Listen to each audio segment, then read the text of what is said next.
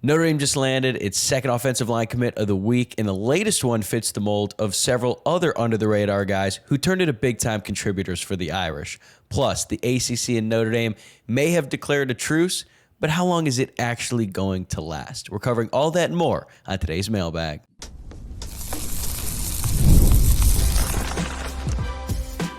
You are Locked On Irish, your daily podcast on the Notre Dame Fighting Irish.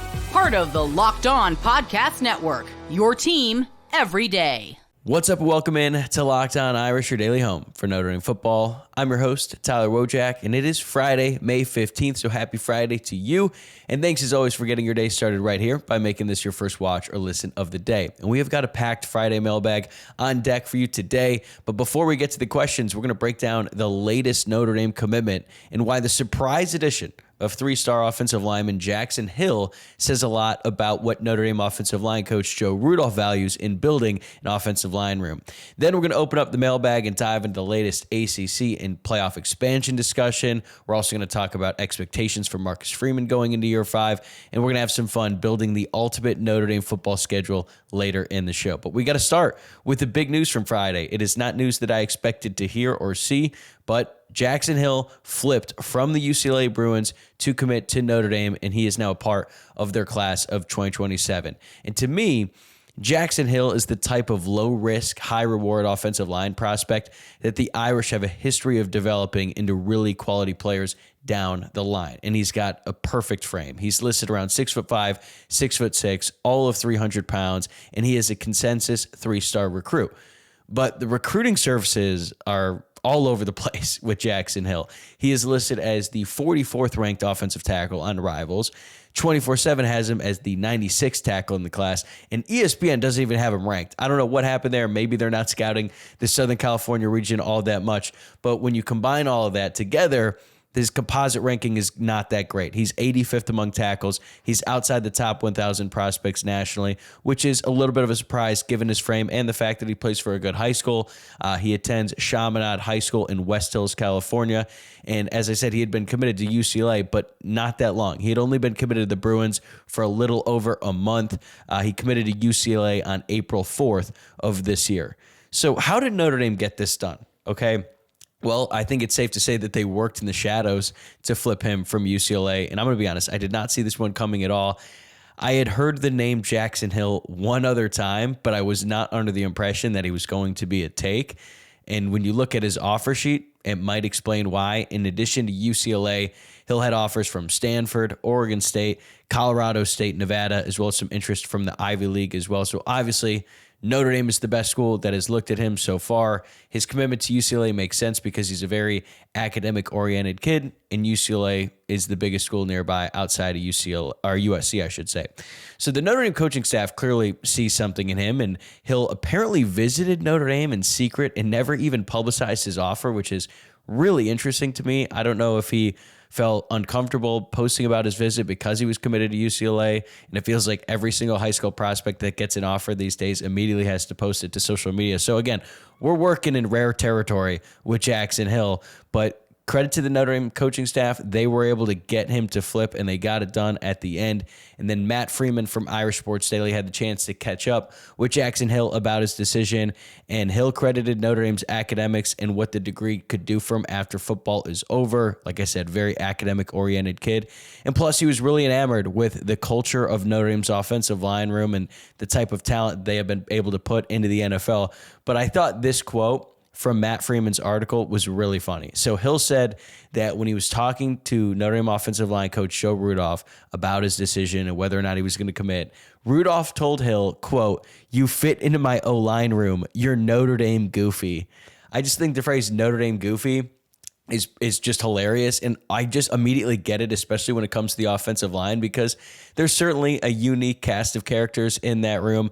I had the chance to, befriend a few offensive linemen during my time as a student at Notre Dame, and they're just different. They're different in all the best ways too. Like, I loved hanging with those guys, and I think I can understand what he means by that, even though I graduated a long time ago. So let's get into the scouting report. What does Rudolph mean when he says Notre Dame goofy? Well, I actually think you see it on the field because this dude has a mean streak to him.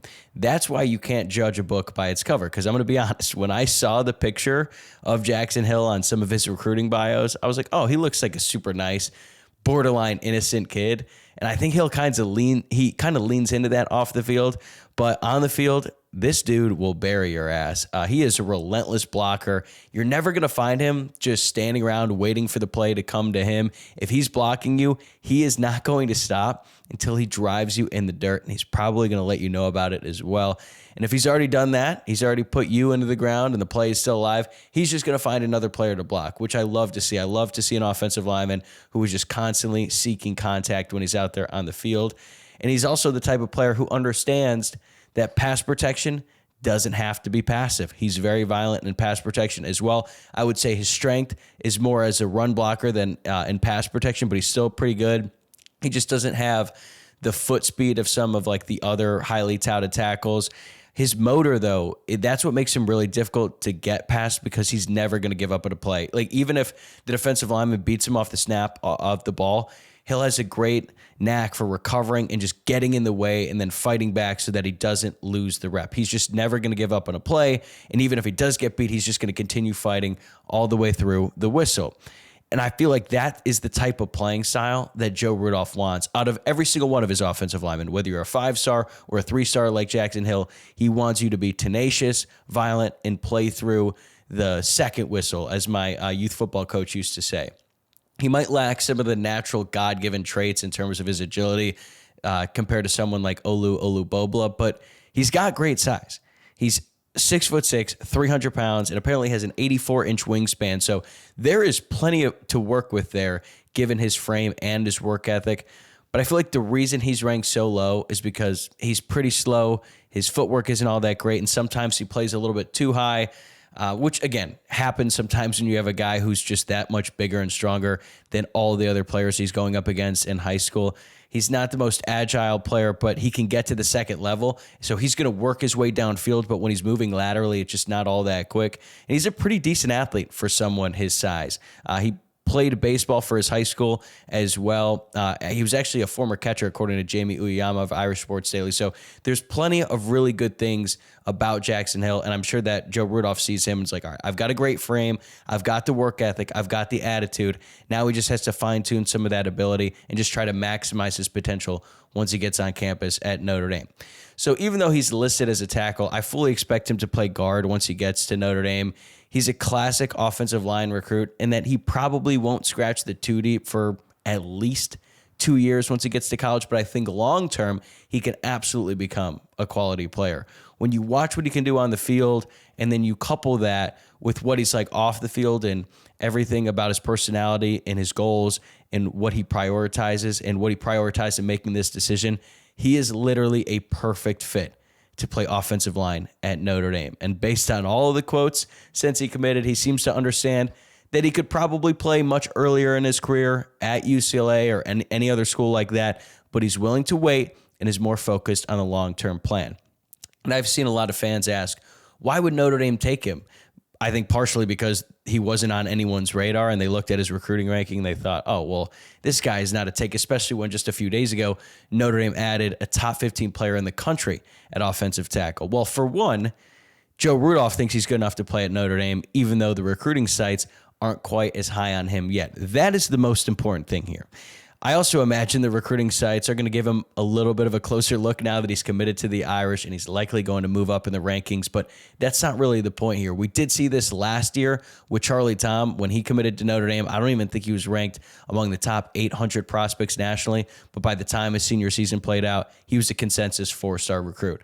I don't know if Jackson Hill is going to move up that far, but we've seen it happen before. The fact of the matter is Notre Dame took Jackson Hill because you can't just build an offensive line class entirely out of 5-star prospects who expect to play almost immediately. The Irish have already invested heavily in some elite offensive line talent in the 2026 and the 2027 classes, like Olubobla, like Grayson McHugh in the class before, James Halter as well. And at a certain point, you also need developmental players who are willing to be patient. That's how it used to be back in the day, right? When offensive linemen would get on campus and they probably weren't going to play until they were redshirt sophomores. Now that process is sped up a little bit, but this isn't that uncommon.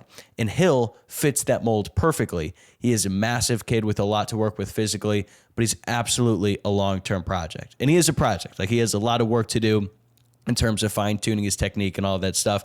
But at the same time, those types of players are becoming more important with roster limit shrinking and true walk-ons becoming less common. So Hill gives Notre Dame a developmental tackle who can help raise the level of practice and the scout team the first couple of years of his career while potentially turning into a contributor down the road. And I know fans don't often think in those terms, and I don't blame them, right? It's not really your concern how the scout team looks for Notre Dame in practice, but that stuff matters. The coaches really care about it, and that shows up on game day. You just don't get to see it because you're not at practice. Same here. I'm not seeing it either, and frankly, I'm not always thinking about how Notre Dame's scout team is faring in practice as well, but at the same time, I understand how important it is. And Notre Dame is going to see some attrition on the offensive line after this year with guys who realize they're probably never going to play at Notre Dame. Again, this is happening at every other school. And you need young guys like Hill to fill their spots on the scout team or maybe, third team, whatever you want to call it, so that Notre Dame doesn't have to go in the portal for depth purposes on the offensive line. Joe Rudolph is pretty adamant. He is not going in the portal to add offensive linemen. Plus, I feel like Hill helps round out the offensive line class nicely with the higher profile additions already committed like Olu Bobla and James Halter, who are two top 100 prospects in the country, plus Leighton Von Brandt, another top 100 prospect, is expected to join the class soon. So you have multiple guys already in the class who are very highly touted. You're probably going to have a third here in the next couple weeks. So adding a guy like Hill, I think, just kind of rounds it out. And now he becomes the 16th commit in the class overall, and the Irish now rank third in the composite team rankings. At this point, I think the Irish will likely be done recruiting on the offensive line once Von Brandt makes his announcement, because that's going to give them 5 for this cycle. But they're still going to leave the door open for 5-star Albert Simeon to join if that's what he wants, but it was always going to be difficult to pull the Louisiana product away from either Texas A&M or LSU. The Aggies have been setting the pace in this recruitment for the very beginning, and even though Notre Dame is one of the finalists, it was always kind of a long shot. They're still going to try to get him. If he wants to come to Notre Dame, they'll absolutely have him, but if they don't, now they have 5 quality options that they like. And all in all, Hill is a nice piece to round out what should once again be one of the best offensive line classes in the entire country. So Notre Dame's recruiting momentum isn't slowing down anytime soon, but there are still some massive questions about the future of the ACC, the playoff, and where the Irish fit into all of it. We're opening up the mailbag right after this. Today's episode is brought to you by Rocket Money. If you've ever opened your bank account and thought, where did all my money go? You're not alone. Keeping track of subscriptions, spending, and bills can get overwhelming fast. That's where Rocket Money comes in, helping you take control of your finances all in one place. It tracks all your subscriptions in one spot and can help cancel the ones you don't need with just a few taps. Plus, it automatically categorizes your spending so you can actually see where your money is going, and you can set budgets, get alerts, and stay on top of upcoming bills. It just makes everything feel more organized and gives you a clear picture of your finances day to day. I use it, and I think it's a great resource to have. It just helps me keep everything organized, and for me, I'm a very organized person, so this type of tool is really helpful. Rocket Money is a personal finance app that helps find and cancel unwanted subscriptions, monitors your spending, and helps lower your bills so you can grow your savings. Let Rocket Money help you reach your financial goals faster. Join at rocketmoney.com/lockedon. That's rocketmoney.com/lockedon. Welcome back to Locked On Irish. Now, before we get to the mailbag, I wanted to let you know that you can listen to the show ad-free if you join the Everydayer Club. Plus, you'll get access to the members-only Discord channel. Just join today at lockedonirish.supercast.com. All right, our first question comes from Nick from Toledo, Ohio. Actually, we're going to do 2 questions here because they're asking similar things. Nick would like to know, if the ACC continues to taunt and provoke Notre Dame, should the Irish leave the conference relationship altogether? Obviously, independence is still the top priority, but I'm curious about your thoughts on potentially working more closely with the Big Ten, SEC, or even the Big 12. And then at G. Bellotti asks, with a proposed playoff expansion and the fractured ACC relationship, how do you see all of this playing out for Notre Dame? Well, the relationship between the ACC and Notre Dame and really the future of that partnership is something we talked about a lot after the Irish were snubbed from the college football playoff. And at the time, it definitely felt like it was headed toward a divorce. But recently, it appears they have mended the relationship with the people who actually matter. Pete Bavacqua, Notre Dame's athletic director, called the relationship with the ACC, quote, very good and healthy at the ACC spring meetings this past week. He also said he's had numerous conversations with Jim Phillips, the commissioner of the ACC, and they have settled their differences, which is why the article from Brett McMurphy of On3 was so strange. It literally came out one day after David Hale of ESPN reported that everything was pretty good with Notre Dame in the ACC. But as we laid out on yesterday's show, McMurphy is just like a classic Notre Dame hater. And even though the commissioner of the conference and the important athletic directors are cool with Notre Dame, not all of them are. So McMurphy more than likely cherry-picked who he got quotes from, probably went to Pat Narduzzi and other schools that Notre Dame has had a lot of success playing against on the football field. I can't imagine it was that difficult to get these quotes from, and he tried to paint a picture of animosity. I'm sure there are people at Notre Dame who feel the same way about the ACC after everything that transpired at the end of last season. But at this point, it seems like they're in a stable place, but who knows what could happen down the road. I think if the college football playoff does end up expanding to 24 teams, which, like I laid out yesterday, it does feel like that is all the momentum right now. Notre Dame might not need the ACC scheduling agreement in football as much because teams will likely be more open to playing tough non-conference games. Like right now, it's not really all that easy for Notre Dame to schedule 12 quality opponents. You know, you've got the built-in 5 games with the ACC, you've got Navy, but then they kind of have to pick and choose, and they've already lost the USC game. So it's been tougher in recent years because of everything that has gone on and everything that has changed in college football. But in a 2014 playoff model where teams are going to be more incentivized to play all these big games, it might be easier for Notre Dame. At least that's kind of how it feels right now. But, you know, if things sour again with the ACC, maybe Notre Dame will try to break away and try to go fully independent in football. I don't feel like they're inclined to do that right now because if they do go fully independent in football, then they're going to have to figure out a home for the Olympic sports. We talked about the Big East as a potential option for that if Notre Dame decided to go that route back in December, but that was just an idea that we discussed on the podcast. I have not heard anything that would suggest Notre Dame has seriously explored that option. I'm not saying they haven't. I'm not saying they have. I just don't know at this point in time. Right now, I would expect things to basically stay the course, even if and when the playoff expands. So even though I might not love this partnership, the people in the ACC might not love every single aspect of it. I think right now it's working pretty well for Notre Dame and the ACC, but who knows?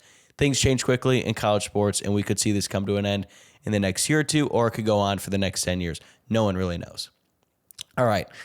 At Drew Brennan 77, a fixture of the mailbag, has a great question this week. Marcus Freeman's record over the last 2 football seasons is 24-4. On February 1st, 2027, what will his record be over the last 3 football seasons? You know what? I'm going to say 39-4, which means Notre Dame finished the regular season undefeated. They earned a first-round bye in the college football playoff, and then they went on to win the national championship. It's a bold prediction, I know, but that's how I'm feeling as we sit here right now in the middle of May. Now, the safer bet is probably 38-5, even with the national championship, because Notre Dame hasn't had a true undefeated season since 1988, and they only played 12 games back then. Plus, we have to be honest with ourselves, Marcus Freeman's teams have always had one hiccup during the regular season, and they lost a game that they shouldn't have. And for last year, I am including Texas A&M in that realm. It's not the same as losing to Northern Illinois at home or losing to Marshall at home, but there is no reason why Notre Dame should have lost that game. They had it. They had it in the bag. They should have finished them at the end, but they weren't able to do it, and ultimately, it cost them a shot at the college football playoff. So what is that game this year? I mean, everyone's pointing to Miami's the biggest game of the year, which it obviously is. BYU is going to be a tough game. SMU should be a tough game. And just in the nature of college football, they're going to lay a dud one weekend. It's going to happen. Last year, Notre Dame was kind of in a dogfight with Boston College late in the game, even though Notre Dame is significantly better than Boston College, and they were outplaying them in that game. But Boston College was able to just hold on the ball and keep Notre Dame's offense off the field. So, there's going to be games like that next year with Notre Dame, probably one, hopefully, just one game where you're like, what is happening here? We're in the second half and Notre Dame is still in a ball game against a far inferior opponent. But look, it happens to every team. Indiana dominated pretty much everyone they played on their way to a national championship last year, but they were on the verge of losing on the road against Iowa. And even though Iowa is not an elite team by any stretch, they're a tough out. Ask Oregon about that as well. And BYU is going to be a tough game. So Notre Dame could end up losing one. They could still accomplish all their goals if that does happen.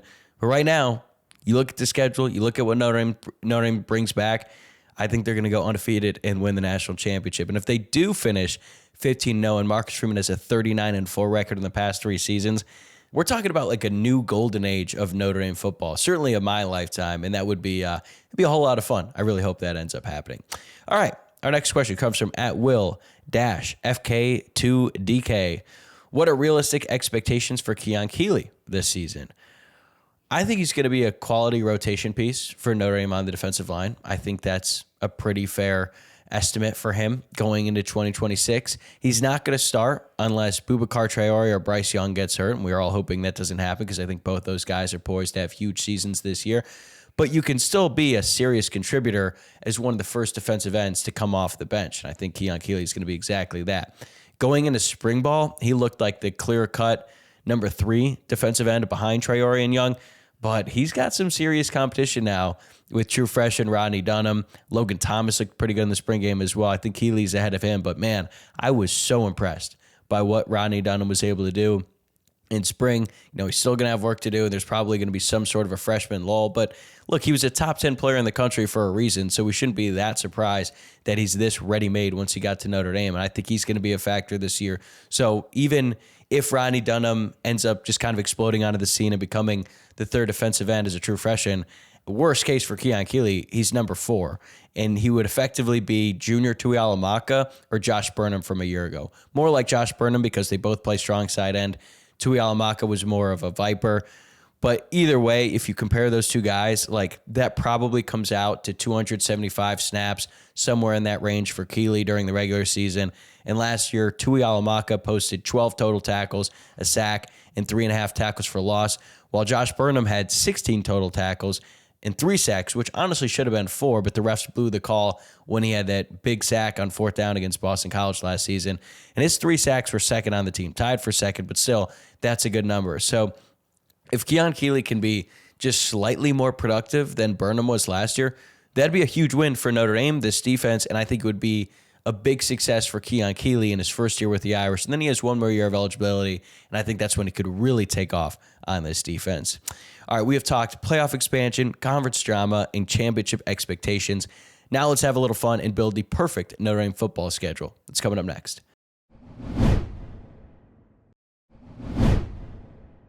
All right, let's wrap up today's mailbag with some fun ones, and this one comes from @edoc64. You have complete control of Notre Dame's schedule for 1 year. Which 12 teams would you want the Irish to play? So Luke Smith and I actually did this exercise during the summer a couple years ago going into 2024. So I actually went back and looked at what I wrote down then. And the rules that we had laid out were you get 6 home games, 5 true road games, and 1 neutral site game. And for the sake of this exercise, I'm going to apply it to this season. All right, so we're going to open up the season against Boston College in Dublin, Ireland. I went to that game when Notre Dame played Navy there. It was one of the most fun experiences of my life. Aviva Stadium is awesome. The whole setup, being in Dublin, the way that there's just an extreme Notre Dame takeover in that city is so cool. Now, with Boston College, you've got some Irish Catholic roots there as well, so I'm sure plenty of Eagle faithful will make the trip, but I just think that would be a really fun game, something really fun to experience all over again. And if they're not going to play in Ireland, maybe they can play in Rome. I know that's something that had been discussed back when Jack Swarbrick was the athletic director. I hope they try to revisit those conversations because that'd be really cool. But in my schedule, we're starting the year, week 0 in Ireland against Boston College. Week 2, Notre Dame is going to take on Miami, Ohio at home. Chuck Martin, head coach, obviously there's some connections there, but coming off that long trip across the pond, they're going to need an easier game to play. So I think Miami, Ohio is a good fit there. And then week 3, they're going to travel to Knoxville, Tennessee to take on the Tennessee Volunteers. I have been to a game at Tennessee. It is my personal favorite venue and just all-around game day experience that I've been to outside of Notre Dame. It is a really, really cool atmosphere. That place loves their volunteers, and I think it would just be a really fun game. It'd be a competitive game, and it'd be a night game there, and they'd probably do the checkered crowd. Like, if you get a chance to go to an SEC game, I could not recommend Tennessee more. Really fun environment, and I think Notre Dame at Tennessee in September would be a whole lot of fun. After that, Notre Dame will return home to face Michigan State, traditional rival, easier opponent there. They got them on the schedule this year. Another opponent they have on the schedule this year and in my hypothetical schedule is in week 5. They're going to go on the road to take Purdue. Another easier game, even though Purdue, West Lafayette, not my favorite place in the world. I don't think their stadium is that nice. Notre Dame needs an easy win because my schedule's hard, and it's about to get a lot harder after week 5. They're going to play at home against Michigan. The return of the rivalry, C.J. Carr versus Bryce Underwood. They faced off against each other in high school. Bryce Underwood's team kind of pulverized C.J. Carr's team at the time, but I think that would be a really, really fun game, bringing the rivalry back at home in Notre Dame Stadium, and then they're going to have a bye week. And then after the bye week, guess what? Another traditional rivalry that is coming back. Notre Dame gets to take on USC. Is that a lot to play Michigan and USC back-to-back? Probably, but the bye week in between is going to help them. And then in week 9, so when Luke and I first did this, I said they would go on the road and play Wisconsin. I'm going to change that now. I think it'd be a lot more fun if instead of playing at Wisconsin, they played at Vanderbilt, just given what Clark Lee has going on there right now. And also, they just built a brand new stadium. I don't think Vanderbilt is going to be quite as good as they were last year when they had Diego Pavia and they had a lot of things rolling. But Clark Lee has got things going there. They have Jared Curtis, the 5-star quarterback, who's probably going to start as a true freshman. So I think playing them would be pretty cool. Clark Lee versus Marcus Freeman, 2 former Notre Dame defensive coordinators now, some of the best head coaches in college football going at it. That'd be a lot of fun. And then after that, Notre Dame's going to play at home, and they're going to take on Virginia Tech. James Franklin, year 1 there. A little bit of history, not a whole lot there, but I think Notre Dame would be able to beat Virginia Tech pretty easily in this matchup. Week 11, they're going on the road to take on Clemson, a newer rivalry. And Clemson had a really disappointing season last year. A lot of pressure on them this year. I have not been to Clemson, but everyone who I know who has been to a game there has had a lot of great things to say. Great area, great stadium. So I think that'd be a really fun road game. And then to cap off the home slate, Notre Dame is going to take on UConn. And that's a pretty personal one. I don't really have a whole lot there other than that's where my girlfriend went to school, so we have some connections there. And I actually have a memory of being at the Notre Dame-UConn game back in 2009 when UConn beat Notre Dame at Notre Dame Stadium, so I still have like a sour taste in my mouth from that. We're going to try to get some revenge on UConn. Notre Dame should win that game by 70 like they did last year against Syracuse on Senior Day. And then to wrap up the season, on the road against Stanford, another easy win. California, you get to end the year with some nice weather, and I think that's like a good schedule, a nice healthy mix of tough games, traditional rivalries, and some new opponents as well. If I were to make one change to this, I might, if I was just being like real personal, I would swap the road game at Purdue and have Notre Dame play Kentucky on the road. And that's, again, it's entirely selfish of me. First of all, I think Notre Dame would beat the hell out of Kentucky, so it'd be an easy win. It would be especially enjoyable because so many of my friends from high school went to Kentucky. They bleed blue. They hate Notre Dame. So it'd be a lot of fun for me to watch Notre Dame go into their house and beat the crap out of them. But that'd be a really fun schedule. I don't know if we'll ever get anything close to that, but I think it'd be a whole lot of fun. All right, last one from Tim.